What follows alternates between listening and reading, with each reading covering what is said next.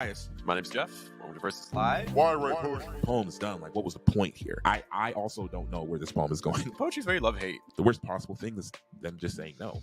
Morning, good evening, afternoon, whatever time it is when you're watching this. This is Jeff and It's Matthias. Matthias with the Versus Live once more. We're in different locations, but we're with you too. Isn't it nice? We're together in spirit. Exactly. Because that's it's the power of poetry, people. It's everywhere. You can't escape it. It is also poetry gives you the power of flight, but that's not that we're not discussing. I'm not at that level yet, but if you're there, that's sweet. Not all of us can excel. It just gives me the power of crippling self-doubt. But well, you start there. I mean, naturally, it's the crippling self-doubt that's the gateway drug to flight. That's what a lot of people don't know. Yeah, right. So yeah, let's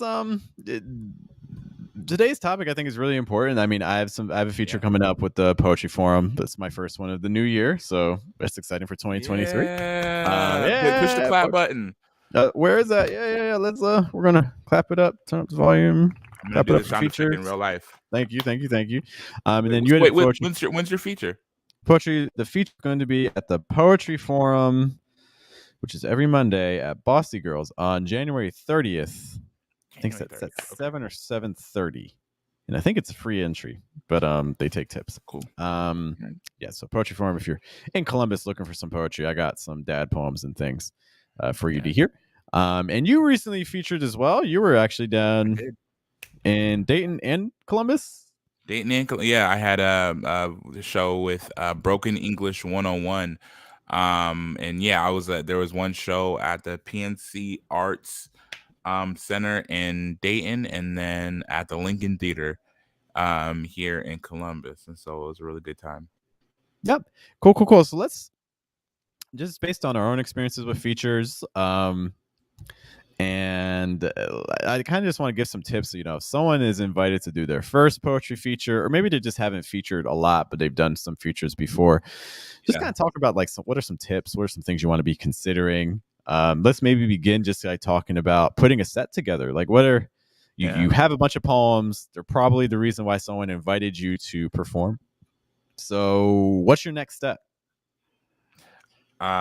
What's your next step from there? I mean, I think everybody kind of does poetry,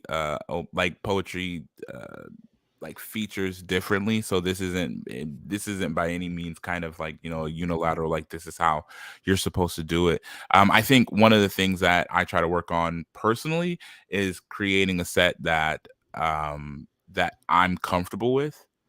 As far as like kind of the lineage of poems, I think a lot of times it's like if you kind of put just a bunch of poems together, you might just put the poems together, but then when you actually do them in real life, you're like, man, I'm not really comfortable with like how to transition from one space to another and then to another. And I think you kind of owe that to the audience to be really comfortable presenting your work. So.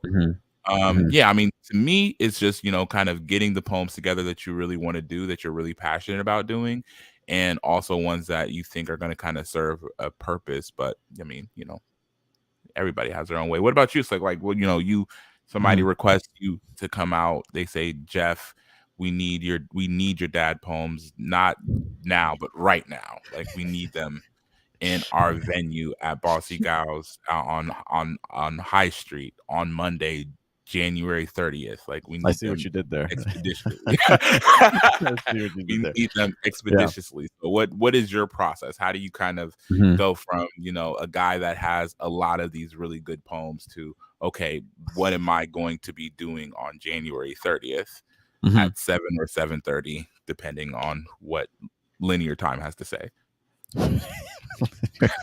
As always linear time. I think that just over time, my approach to features has kind of changed. Like at first, like I thought I would just take whatever I felt like my best poems were 100%. And I was like, okay, this is the feature. And that's not to say that I'm not taking my best poems anymore. It's like no more best poems, just worst poems, like or anything like that. But I think I tend to almost approach features more as like projects or as Mm. opportunities to kind of tie things in a little bit more thematically. I think that if you're just using best poems, one of the dangers of that is that you kind of end up just with like a kind of a random hodgepodge. Like, hey, here's poems about my dog. Oh, this poem's about that time I got a splinter. Oh, this time's about space. So like there's not really. It's just such a scattershot approach. So I feel like your audience may enjoy it, but they don't necessarily leave it with a sense of like, oh, I just witnessed this experience. This is what I just had, and this is what I'm gonna take away with it. Whereas I think if you approach it as this is a unit that's going to kind of focus on a general theme, and the poems you want to be different. You want like your pattern interrupts. You want to have like something that maybe is a little bit more acoustically focused, whereas another one that's more like image or whatever, however you want to do it to keep it fresh. But I think having some central sort of theme. So for instance, we're going to do dad poems, but it's not just going to be my experience as dad. Maybe I'm going to talk about dads in general. Maybe we're going to talk about my experience with my dad. Maybe we're going to talk about my experience being a father, like, so it's kind of like adding these different layers. And I think that kind of leaves your audience with a greater kind of sense of cohesion, and you're able to kind of take a journey together a little bit more. So I feel like that's kind of the way that I'm going towards with regards to features. And then also kind of interspersing it with something else. It's like if I'm doing like a set about dad poems, not every single poem is going to necessarily be about that. So I might throw in like some things about the joys of home ownership or like having a pet or things like that. But the majority is still kind of falling back on the central theme. What are your thoughts on that? I mean, I kind of agree. I mean, I think the really interesting thing kind of about your description is it kind of harkens back to like maybe how you might even just think about making a poem in and of itself. I mean, I think a lot of times, at least for me, I mean, I feel like there's a lot of people that, kind of started out writing poems a lot better than the first poems that I was writing. Like I look back at some of those and I'm like, dear God, like what was going on? 100%. But it's like, you kind of go into it and the thing that you're trying to do is you're trying to do everything at once, right? So all of your poems are all about justice, and they're all about love, and they're all about, living. They're all about dying. They're all about everything that you can really kind of figure out, because you're like, you don't really have a ton of focus, and the things that, even if there was amazing elements of every single one of those, it would still suffer because they're all just fighting for position in that space. And I think that in a lot of the most important things that your poems are going to do in that set is kind of in their interaction with each other. And so like, even if you have a poem that you perform really, really well, it's like, man, what did that poem do for your next poem or its previous poem? And if I ripped you away from that universe to play in this other kind of completely separate tonally, completely separate in dynamic like kind of space, then it's like, okay, like maybe the overall effect that you could have had, just like kind of what you said, like that you could have had at the end of your poem, where now this person's walking away and like, this kind of feels like a gut punch, man. It feels like, man, I kind of got taken through this kind of emotional roller coaster. Like that thing that you could have done is kind of lessened or condensed because, you wanted to have everything. You wanted to be able to hit them with everything. And yeah, I mean, typically a poetry feature doesn't really kind of give you that kind of space. Man, I went to this was some years ago. I've done a good amount of features, but like I think one of my favorite things is like traveling out to like see people do poems. And I went out to this, it was kind of like a sparse venue. Like they didn't have like, it wasn't even monthly, I don't think. I think they did like a show like every, like it was like bi-monthly. This is some years ago. A little bit out of, not in, actually it was in spring, actually it was in Springfield, the Spirited Goat.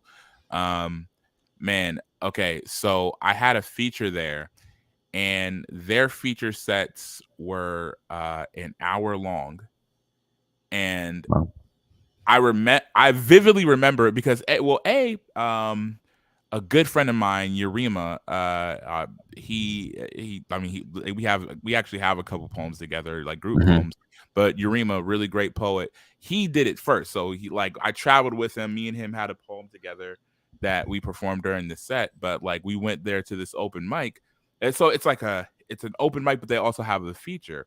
And so I'm like, yeah, like, how long is, we whenever we travel, you know what I'm saying? It's like a group of us. So we always like kind of, we go to each other's shows and we perform with each other and we give each other like this kind of like, the Nets people. So like, it was just so funny because like we're on our way there. And just like, hey, yeah, like how long's your set? Like typically, what you get 20 minutes, 30 minutes, like 30 minutes is kind of like, okay, you've been up there for some time, right? Like, and he was just like, yeah, it's an hour set. And I'm like, what? You're doing poems for an hour long? And I think yeah, right. I didn't think if you do poems for an hour, like first, if you do poems for an hour long, it's like, what can't you do, right? like with an hour long of poems, like you can pretty much like cover pretty much, because you're really taking them through like 3 separate rides, right? In that respect. I mean, if you have enough poems, then you probably have, I mean, you might be a person that can kind of put together a set that feels super cohesive, even in, or maybe cohesive, maybe even in like an hour set. But it's gonna be more difficult than if somebody was like, okay, you got 25 minutes to really make it count. I feel like that's kind of like the sweet spot. But yeah, so he did it first, and then they invited me back to do a set. And this is years ago, and this is Matthias at much less poems than I have. And like I remember writing like a couple poems just to be like, okay, I need to figure out how to like fill more time and like do more things. And that's I think a dangerous spot to be in too. If you're writing just to fill time. I would.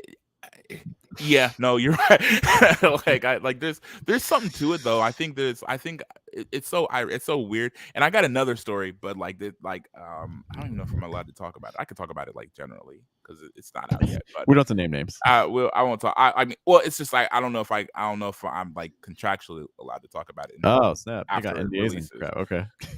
But I think I can talk about it generally, and then whatever. But yeah, just about the hour-long feature. So like, I go up there, and that is, I think, where I learned a little bit more I think I was still kind of coming into my stage presence, or like how I would be on stage and kind of interacting with people. And I don't even know if I hope it's still open. The Spirited Goat in Springfield. Really? No. Is Yellowstone? I'm not okay. What regardless. I think it's in Springfield, or like maybe it's like right before. But yeah, that venue, I just remember it feeling really welcoming, and then being like really, really welcoming when it came to just like when it came to like hearing poems. And so there's a lot of venues that like, if you're up there for an hour long, like you're gonna kind of get some attention. People are gonna like be paying attention to some other stuff. But it wasn't like that. People were really tuned in, and I was able to kind of joke around and kind of tell some stories and stuff like that throughout. That, again, you still felt the hour, to be clear. Like it still felt like I was up there for an hour, at least to me. But it was possible. Now, with that being said, I think that the most cohesive sets that I've put together are ones where, like, before as soon as I get booked, it's like, okay, like I want to bring something very specific and special like to this space, and then what I typically do is I'll name the set, and like I think once you name it, it's almost like I don't have you have a child that you know of, and so I do. But I feel like it's like, wait a minute, oh my god, I do. You just run home.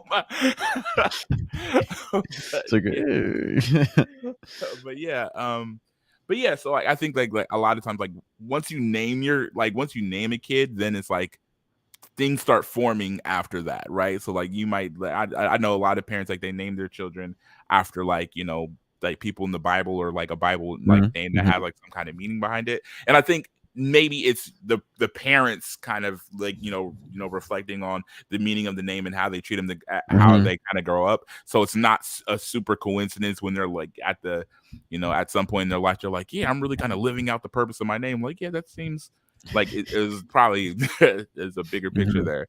So yeah, I think that's the same thing kind of happens with like whenever I get booked. I'm like, okay, like what do I want to really put together? Like what do I want to leave the audience with?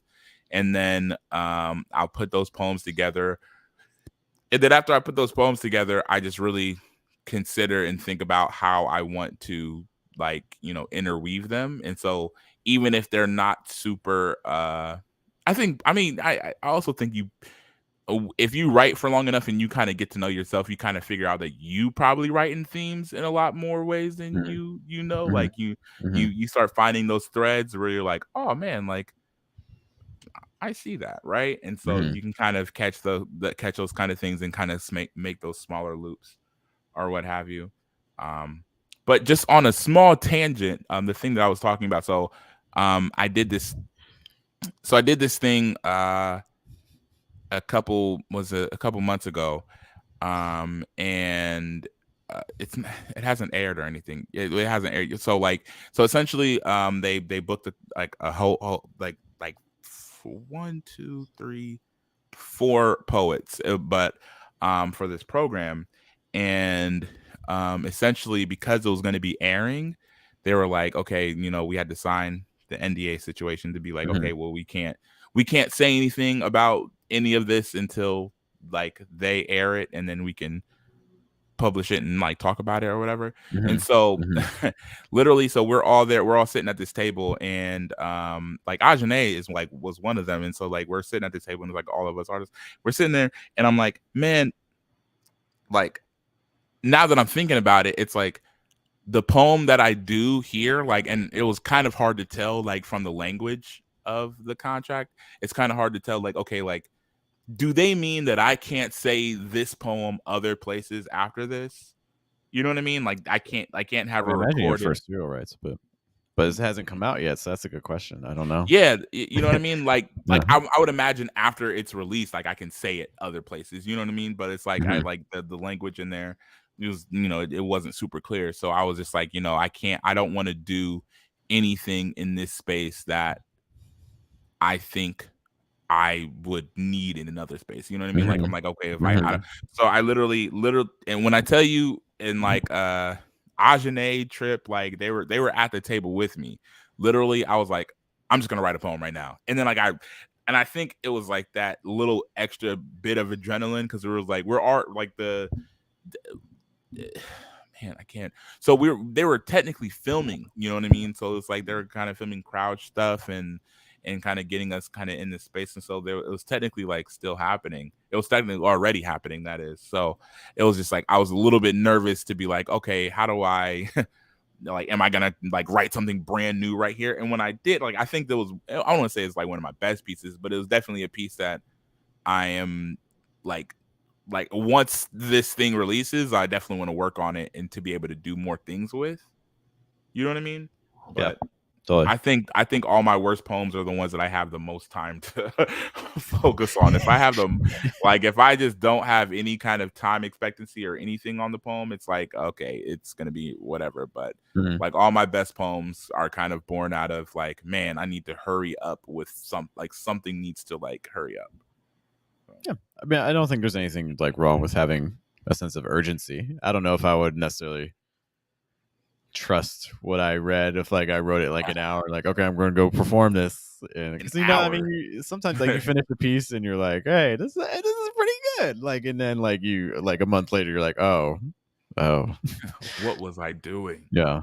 But I think it's really key when you're doing features, just kind of being a people person, like being able to read a room. Like I think go in with a set, have a plan, but also be ready to abandon the plan. Like I think you need to have that flexibility. Some people they have their set poems, like I'm going to read these poems in this order, and then I'm going to sit down. And it's like that's probably one of the in my opinion, one of the worst ways to approach it, because I mean, if you're reading poems and you can read body language, if you see people zoning out, then that's an immediate sign to you that, hey, maybe this isn't quite working out the way I wanted. So I think that we need to kind of switch the gear up. If you have I think in general, when you have a set, you have your higher intensity poems versus your ones that are a little bit slower and things like that. It's very much kind of like making like a CD. If people still make those, and there's like kids watching like CD. What are you talking about? 8-track. It's old man. So I think really paying attention, and this is another thing too. I think stage presence is also something that's not thought about as much. Is something that, I mean, when I had my first poetry features, I forget when it was, like, I don't know, years ago. I very much was not paying attention to audience. I very much was just trying to get through the poems, and that's pretty much it. There wasn't really much engagement. And now what I've realized with poetry features, and I really would encourage people, especially if you're new or you're about to do like one of your first poetry features, is paying a lot of attention, not just to the poems themselves, but also creating the environment around the poems. It's okay to, call back to the stories that created the poem, call back to the situations that your audience would really relate to, because it can just add a greater appreciation for the work of the poems that they actually do hear. Engaging with the audience, it's not just, if you're called in for a feature, it's not just to do the poems, it's to also see the poet as well. And I think it's really important to remember that. Yeah, and I think one of the things that I can't. I think it was Jay, when she was like about to do her first feature, and I remember like when she was trying to like figure out kind of like how to perform it or anything like that. I was just like, I think be the most sociable version of yourself, and I think one of the things that a lot of people do, they try to be like a different thing altogether. Just when it comes to, maybe how they would talk, maybe the tone that they would talk and things like that. And I just think that, you have to connect with the audience. And so you want to kind of up the social, like the social factor. I'm a jokey person, right? So like, when it comes to interacting with the audience, is like I typically tell like a lot of, I try to tell a lot of jokes. I don't know if they go over well. They probably go over well. Actually, I'm actually very confident they go over incredibly well. Get those ghosts out of here. but yeah, it's like I try to tell like jokes, but like that's like my personality, right? I think that the best thing that you can do is just make people feel like, okay, that you are as invested in them paying attention as they are invested in you delivering good poems. You know what I mean? I think make people feel. I would probably just end there. Just make people feel something. Shake their table. Physical feelings, emotional, all throw their wine in their face. Say, you're not good enough for me. I do performance poems. Yeah. These aren't like, okay, regular poems. Like, I'm a performance poet. Okay, this is not. I don't know what you guys got going on. Then I combine with therapy. How do you feel? No, yeah. Then I just lay on this couch and I tell you how I feel, because my feelings are important. Yeah. But yeah, I mean, I think that especially starting out with features, I think can be an aspect of it that people miss out on. It's just, again, awareness of the audience, building rapport with the audience, but also the right kind of rapport. You don't want it to become too predictable. I think it's really important to very much like video. Like, you want to have things like, look what I just did there, like just like moving things around. You want like pattern interrupts. You want to go crazy. Like you need things like, whoa, it was crazy. But like, shake things up. For instance, if I'm starting a set, I really don't want to start a set being like, hi, my name's Jeff. I wrote some poems. Like, this is not a very engaging way to start. I find it. People are there for poems. I feel like starting off with a poem that in the past has gotten you some pretty good engagement. I think starting off with a poem like that is helpful for kind of starting the whole conversation. So wait, I don't know. I think that's interesting because I think that like I mean because I've done both. Like, you know, sometimes I found I don't really have happy poems. Like I have like some funny poems. I don't have any like happy poems. I got like some dramatic, a lot like some sad, and then like a swath of like some funny poems, but no real happy poems.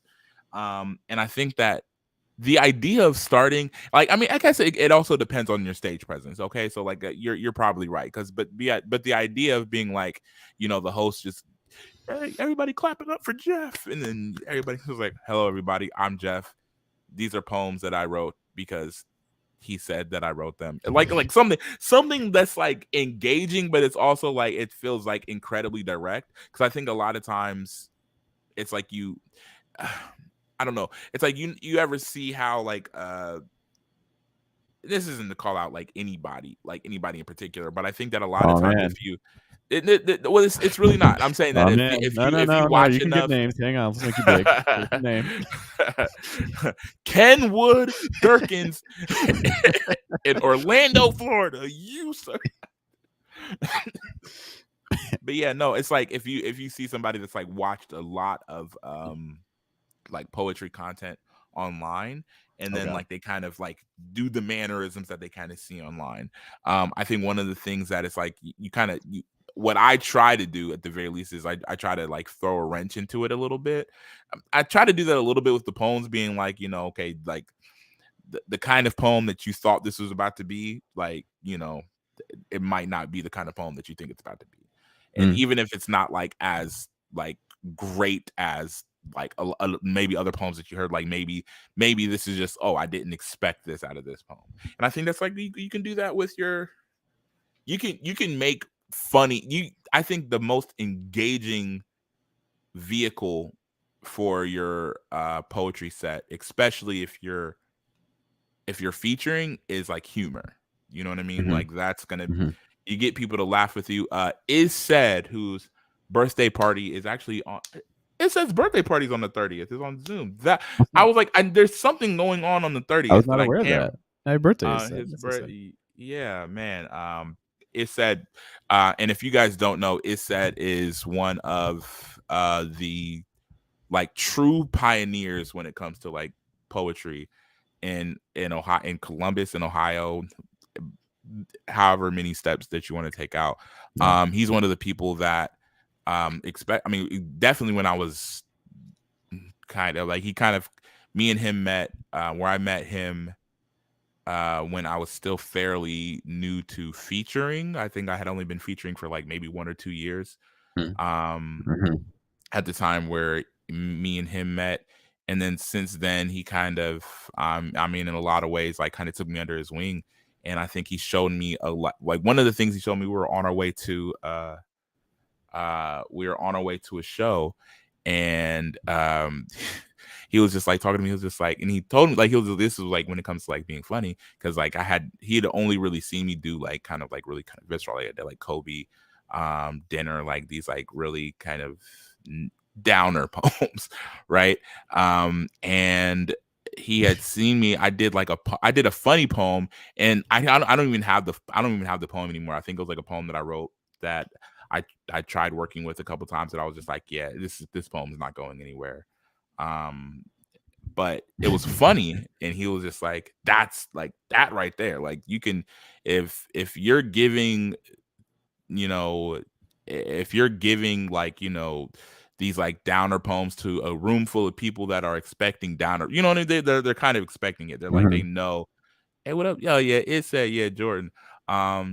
Yeah, man. If you're giving like these, like if you're giving like kind of like poems that are kind of getting people down to a room full of people that is like everybody's doing that, I mean, you're gonna be kind of mixed in with the room full of people that are going to be doing that. But if you can give somebody comedy, if you can give somebody humor, and man, It Said is like an incredibly prolific writer. Like he's done like a ton of plays.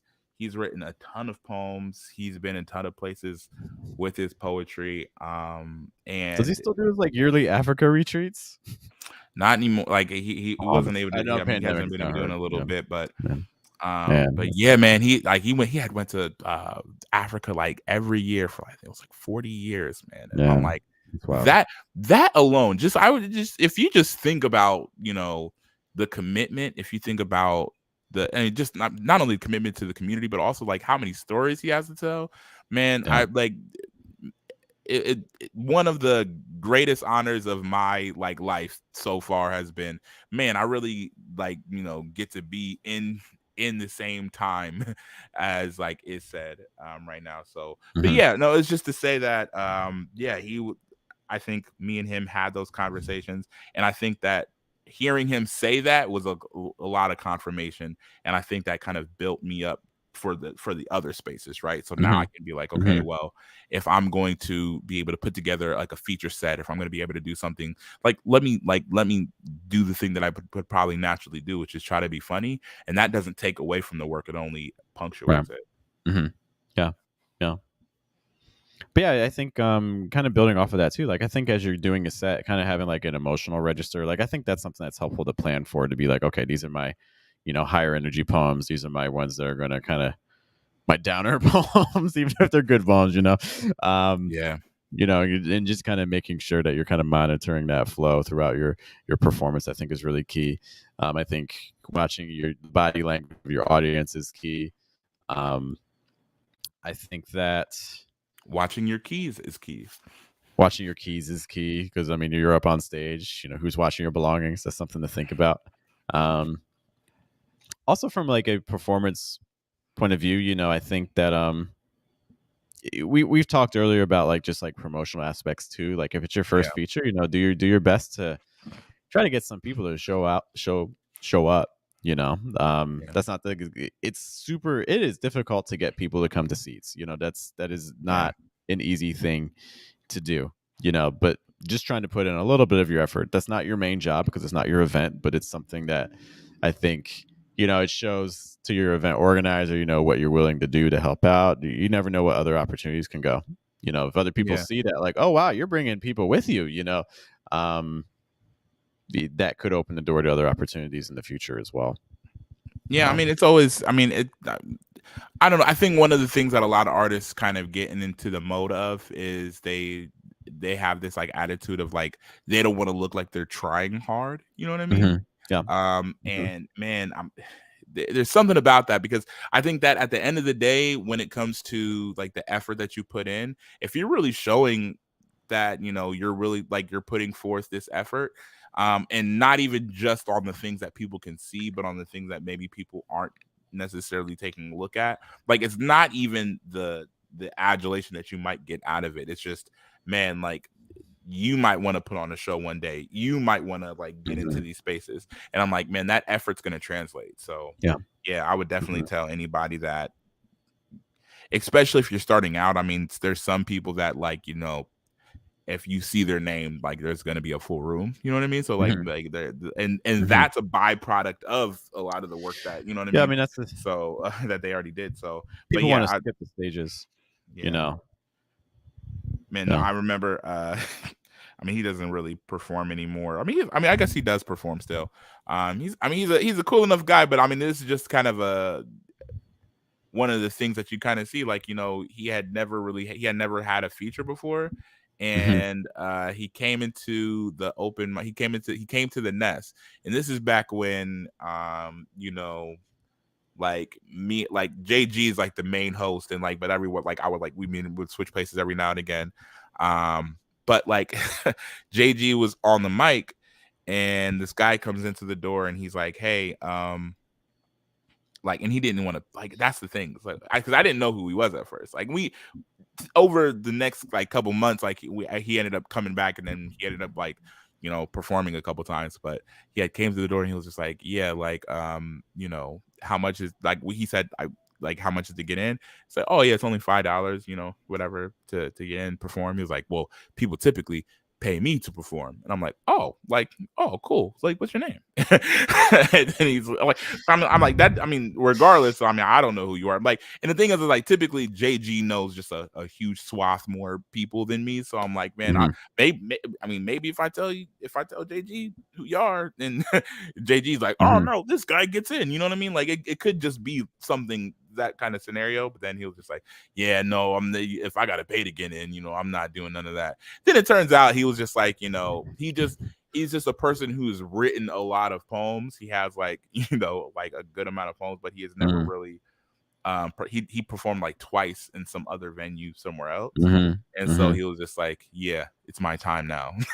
I'm like, hey man, I think people kind of undersell like how much like kind of work to put in that's that first leg, you know. You know, there's a lot of people that like they were going to, I mean, I remember when I was going to open mics like 4 or 5 days a week, working on different things, you know, JG, Janelle, tearing my poems apart and building them back up. And you know, I'm sure you as well. And then there's like a ton of other people that went through that kind of same process. And I'm like, I think a lot of times people kind of undersell, you know, how much that front leg of the process is going to look like, how much like work that's going to look like.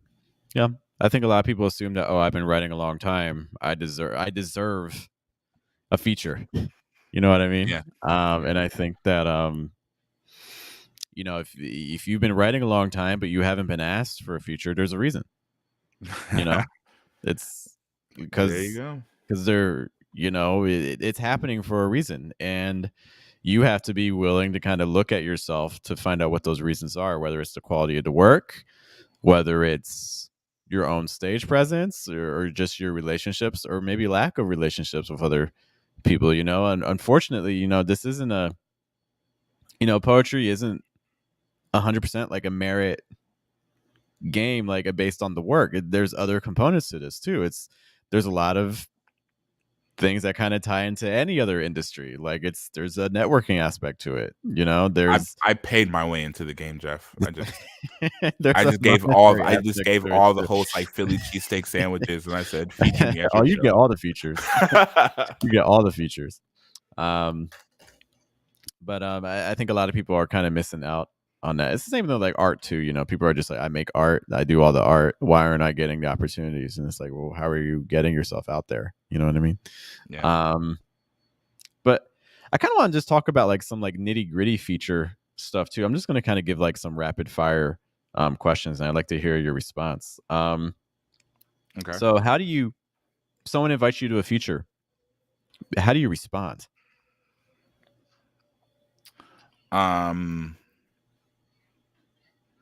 Like, and are you saying like this is just like they've reached out to me on you don't know anything about this group or anything, you have no relationship with them whatsoever, they just reach out, you're like, hey, we're doing this, you want a feature?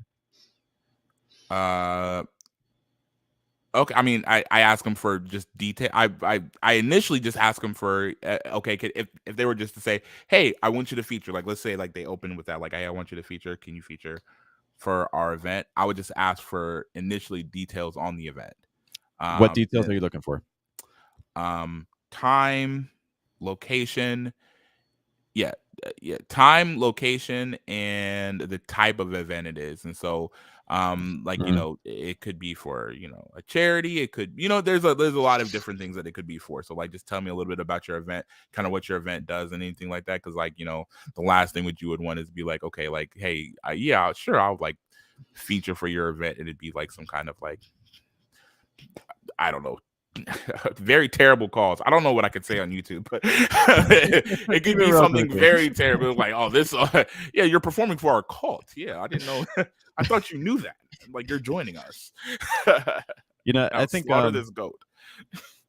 Yeah, because I think it's it's okay to have standards for the events that you want to feature at. That's okay. Yeah. You know, now you want to make sure it's like reasonable for what you're doing, but you probably don't want to feature. If you want to feature at every single event, then it's probably not a good sign.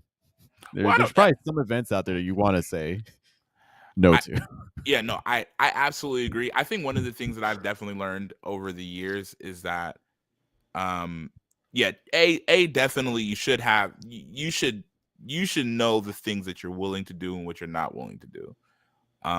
But I mean, typically when it comes to the feature space, I think a lot of people are like, I'm not willing to do the things that they're not willing to do is like, maybe there's a reason, but it's also like, sure. Like if I think one of the things somebody like said was just like, yeah, like I'm not willing to perform like a showcase. Like I'm not willing to be on like on a showcase, like, it's just fine. You know what I mean? Like you, Mhm. whatever.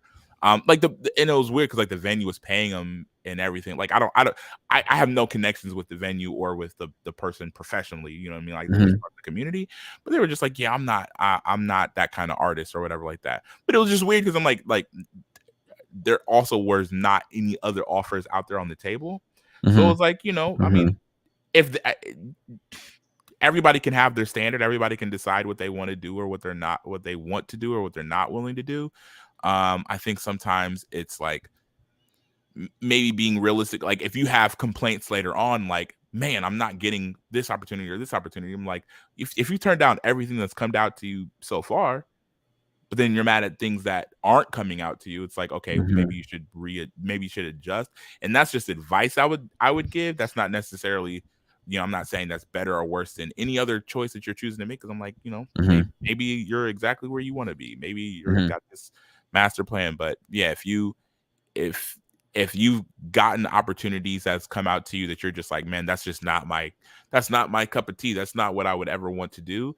And then, you know, but the things that you do want to do aren't moving themselves closer to you, then try to either do whatever you can do to make the things that you really want to do more accessible to you, or figure out how to make those other opportunities that maybe the work that you don't want to do, like, okay, maybe I do those in order to get to the other thing.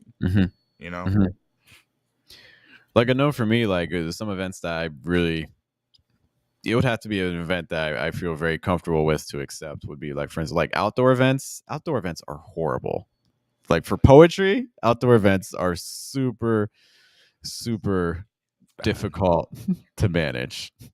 Yeah, because it's not like music. Like there's no like harmony. There's no like melody playing throughout. So it's like that empty space is not like empty space. You know what I mean? Like that empty space is like horns, there's so many elements that are beyond your control. There's so many potential distractions, because typically like what's happening is you're going to be like inside a tent or something, or like on some random like open air stage, like probably by a street or something like that, and the speakers are probably going to not be necessarily the highest quality, or people are going to be far from them for things like that. Hey, although I will tell you, one of my favorite experiences was I think it was like 2014. We did this show in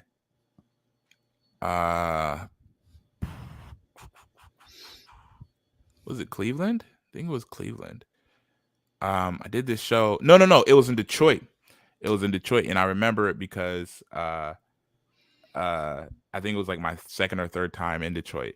But we were in Detroit, and we did an event the night before, but then the night afterwards, one of like one of our homies that live in Detroit was kind of taking us around, and there was this like little event where it was outside.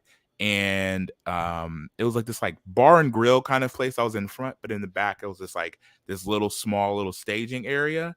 And it was so weird because it was like, it wasn't like a stage necessarily. It was like a stage space, but it wasn't risen or anything. It was like, you know, this is where the performers stand. But like people like all were like, it was like kind of like a square almost, but we're all around the square. You know what I mean? And it was like you just performed there, and like people would just go up and perform there, and then the feature like had like 20 minutes.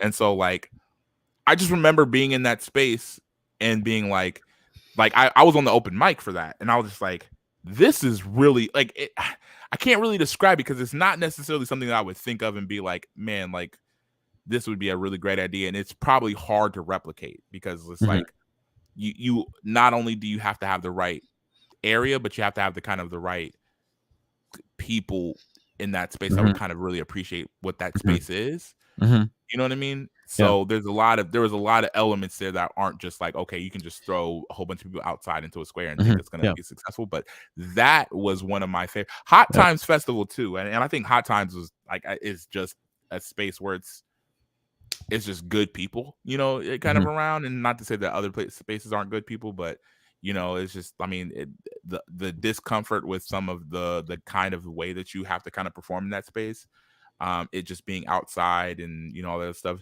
is kind of offset by just it being a good well run event. I mean, don't get me wrong, they can't work. Like, I think a good example would be if anyone here listening went to does the Arts Fest in Columbus. They have a I work with the Word is Art stage. This is a horrible. We need to change the name of that. I really don't like that name. But like usually what happens is it's inside of a tent alongside the river. People are just kind of like passing by and things like that. And like there's so many distractions. So it's not an ideal. The ideal in the sense that there will be a lot of random people passing by, but not ideal in terms of reading poems and being able to really draw in an audience. Whereas the last year they had it right by the Cultural Arts Center, which is still outside, but there's there's like they have like a walled garden and things like that. So it's a lot more private and things like that. So a venue like that I think can work well, because people go to that section of the Arts Fest specifically for poetry or like passing through quickly, but taking a seat. So it has a little bit more intimacy. And I think that if you're working with like an outdoor venue, that's really something that you want, because if it's too open air, it can be very, very distracting for your audience, I feel. I would also say like events that I don't like doing would also include kind of like variety shows and things like that, where there's like music and poetry, or like comedy and poetry and things like that, because it's just it's a difficult combination to pull off. I'm not saying that it can't work, but I think that the people that you get there aren't necessarily people that are really interested in poetry necessarily, and I think it's very easy for like music acts or comedy acts to kind of overshadow. Yeah, I think I don't know. I think one of the harder things is it's like if you have to build the best space around that show, that kind of show. Like even like not that long ago, me and Ajane performed at a show that like the intentions of everybody involved were really, really good, but it was like they're doing too many different things, right? It was just like the kind of event that you would need to be for the kind of space that you would need it to be for, like, a lot of the stuff that was happening at the show is like antithetical to a space where you're like, I want people to really be able to sit down and listen to the things that these people are saying in their poems. So it's kind of, I will say, like, I have been to, like, I've hosted some variety-esque shows, and I've been to a lot of variety I performed on a lot of variety shows that I think most of the times it's like the variety shows that I've kind of been on have been like with community members, and so it's been with like people that like I already rock with, I already love, that I rock with, like, outside of like performing anyway, like we just hang out. So it's like, I'm like, man, like I don't always get to go to all of your shows, and so, oh look, we're on the same bill, like I get to hear you sing, I get to hear you rap, you know what I'm saying? So like those things can be, I definitely understand it, because I definitely think that having a more focused approach when it comes to like, this space is about poems, and this space maybe is specifically about this guy's poems. It's like that's a little bit of an easier thing to toggle. But I do think that the variety shows can absolutely be done right. The variety open mics are a little bit harder to, I think, wrangle in, but when it's like a variety show that you kind of have planned out, and kind of the run of show and how everything's going to happen, I think those can be, really successful, like, and really, like, can run really well. I guess I was thinking more kind of like open mic feature, like you're invited to feature at an open mic show that is a variety show where pretty much random people are coming up to the stage and then they have a feature. It can work, but it could be tough. It's a bit of a challenge from being a feature perspective, especially like if you're going into a show blind, like if it's one that you've never been to before. That can be tricky to navigate. But try for yourself. I mean, if you get invited to these shows, try it out, see how or how do goes. it. That can be really tricky and really bad, but or do it, or just. But I mean, but yeah, I mean, you also kind of have to get your own experience, and you'll get your own feel for things that you feel comfortable with versus things that you don't. And that's the thing. Like, I think a lot of times people you're trying to learn the lessons from other people, and which is good. Like, I'm not saying that that's not good, but man, there's something to be said for, man, packing your bags, like not even packing your bags, even like literally, like we would it'd be me, JG, Janelle, Urema. Like, there's like a couple of people that would like, we would just like be in a group text, and we would just be like, hey, this show is happening tonight. Like, I remember like one Tuesday, like I'm like getting off of work, and like it was like my old job. I hated that job so much. I could probably do an entire podcast episode just on the hatred of that job. But like, I'd get off of work, and then like JG would hit me up and like, oh, we're going to this open mic over in Akron today. Like, I'd like, let me know when you get home. And like, he'd be at my house. He would be like, I would just switch over to his car, take a nap on our way to Akron, and we'd be performing at that show. We do the same thing with Cleveland, Cincinnati. Like, there was a show in Steubenville. So like, it's just like, just get out there and do it. Like, get out there and travel and like do this. Go out to the shows. People will invite you back if you really are applying pressure and doing what you can do in that space, and if you're effective. But yeah, really get out there and do it. I guess one of my last things is, for a feature, how do you determine like your rate? What do you determine to be like acceptable, unacceptable, things like that, or even just performing for free? Because most likely, if you're just getting your first ones, there's probably going to be ones that are just like, hey, we want you for free. And how do you know if you should accept that? Man, it kind of depends. Like, I'll pay you with exposure. Yeah. Okay, so there's definitely some things that I've done for free. Same.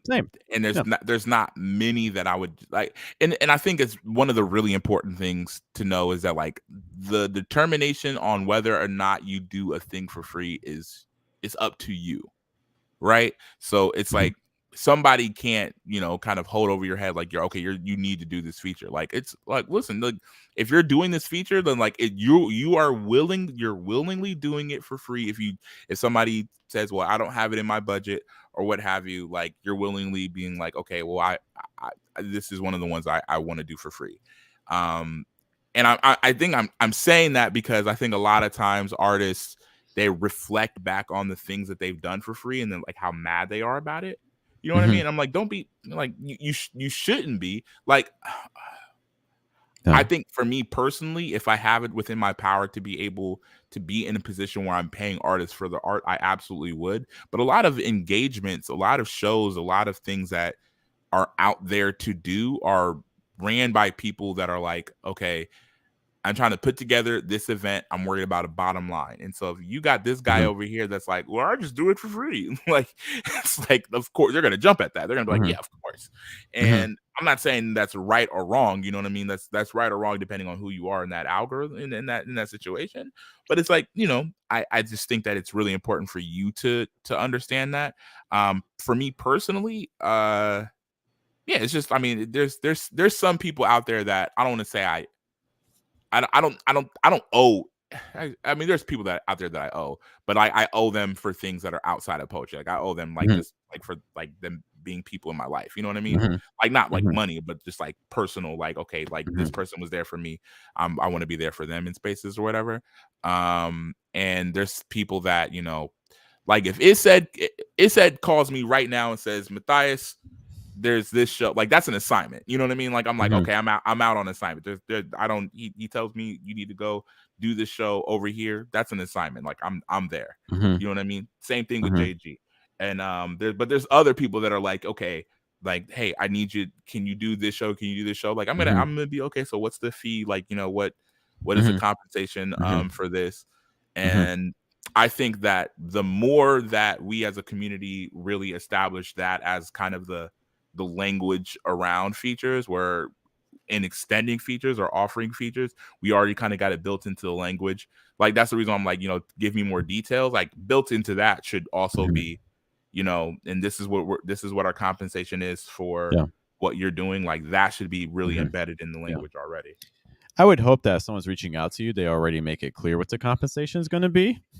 If they're not doing that immediately, that's like, if they're not saying up front, like, hey, unfortunately, or whatever, this is not a paid event, but making that clear from the beginning, because it's not something people sometimes get uncomfortable talking about money, especially like in the arts and things like that. But we also don't want to be hiding things, so if someone's not including that information about money in the initial communication, that is an intentional decision. You gotta, and you know what, I think that because again, I mean, there's some grace that you kind of give to that I give to people. Like I don't ever take anything like too super personally. But I think I look at the dynamics of an event, because like if somebody books you for a show and then you look up and you see like the flyer for the show and then you see the amount that people are paying and all this other stuff, I think a lot of times people kind of look at the arts and again, this is no knock on anybody, because it's like this is how like we have to do that in our community. You know what I mean? Like the thing that we have to do is be like, okay, if you've reached out to me, I'm 2 or 3 questions in, I'm asking you, I'm being like, well, if you didn't bring it up, I guess I'll have to bring it up. So what is the compensation for this space? And then that way people kind of get into the rhythm of, well, let me make sure that I'm not like, if I'm setting money aside for man, you'll be surprised, man. Like I've been like, people will reach out and they'll be like, okay, can you do this event? And they won't really bring up money. And this is back when I wasn't really super familiar with how to go about it, because I just thought people offered it to you, right? Like I had done a couple features and in every one of those features, they were like, this is how much I'm paying. And I'm like, oh, great, right? And you just keep going. But it'll be like some places, like some spaces, they'll be like, okay, well, it's like a banquet. And so there's all this stuff going on. And like the way that we pay you is like you're eating for free. And I'm just like, well, wait a minute. Like I was gonna do that anyway. But yeah, so it's just kind of like, we have an equal part in kind of training it's like it's a reciprocal thing. Like if there's enough people that you can't get that deep into the conversation without being like, okay, well, let's talk about, I'm bringing poems. I'm bringing like a thing that you're advertising. Like, oh yeah, these people will put you on flyers, man. Like you would be surprised how many flyers, how many like advertisements and stuff like that you get put on. And then like you're thinking to yourself, like, man, like this is a way that they're using to attract people to the show. And it's like, okay, but what am I getting out of it? What's kind of happening there? So I would generally say if it's a paid event, like if the event itself is paid, I would expect to get paid as a performer. If it's not a paid event, we can have that discussion. But if it's paid, then like I'm like, because I mean that should be people also have to understand that the thing that you're bringing to the table should be in the budget. You know what I mean? Like the things that I'm bringing to the table should be you should be, if you're thinking, man, my event would be greatly benefited by, because again, like think about anything else that would be part of an event. If you're like, my event is greatly benefited by having tablecloths on the table, you pay for any other service. Exactly. You pay for any other service. Pay for any other service. So I'm like, okay, well, like this is a person that you're asking me to do this many minutes on a stage in front of everybody and hold these people's attention. Well, these people are paying, I don't know, let's say they're paying $10 a head, and you're taking let's say 10% of their attention for the entire night is going to be on you.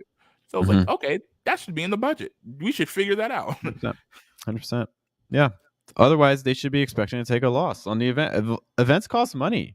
Yeah. Like I think a lot of like it's expensive to do an event because most, like if you're looking at trying to do an event as someone who's run events before, you're paying the venue. The venue is going to be charging you probably $75 to $100 an hour, if not more. You often more. And you're expecting, if you're doing a poetry show, you're probably going to be there for at least 2 hours. So already, just by saying I want to hold an event, you're already looking at $150, $200 or more just right there. You know, Yeah. you're already out to it. And then if you want to bring in people, you're expecting another potentially, I mean, $25 minimum, I would imagine, Yeah. but you know, potentially $50 to $100 for whoever you're bringing in, even for like a 20-minute set, you know. So like, you know, if you're planning like a 2-hour poetry event, you know, you're already, before you even have money coming in the door, you should be, in my opinion, already expecting to lose or need to make up $200 to $300. Yeah. And if you're able to recoup that, that's great. You know, but that's also, hey, that's, But if now not, you that's gotta, not on the artist. You know what yeah, I that's mean? not Like, on the it's artist. not Yeah. that's not on the artist. Yeah, because now you also got to get people in the seats, and that's also not easy to. Yeah. I know you do have to run. I might hold off on our poetry in the wild section if that's okay with you. Yeah, no, that's cool. Cool. But yeah, I hope everyone watching, we'll do you guys, poetry in the wild next week. for sure, it will definitely be here because there's always poetry out there. There's always poetry out there. But yeah, hopefully you guys, if you're getting features, or maybe getting your first features, or maybe you're getting your 100th or 1,000th feature, hopefully you're still able to kind of get some things with this. And we'd love to get your feedback on your own experiences too, which you can let us know in the comments and things afterwards. But yeah, my name is Jeff. My name is Matthias. Thank you guys so much for hanging out with us on a Tuesday. We'll be back next week with another episode of Diverses Live. You guys take care.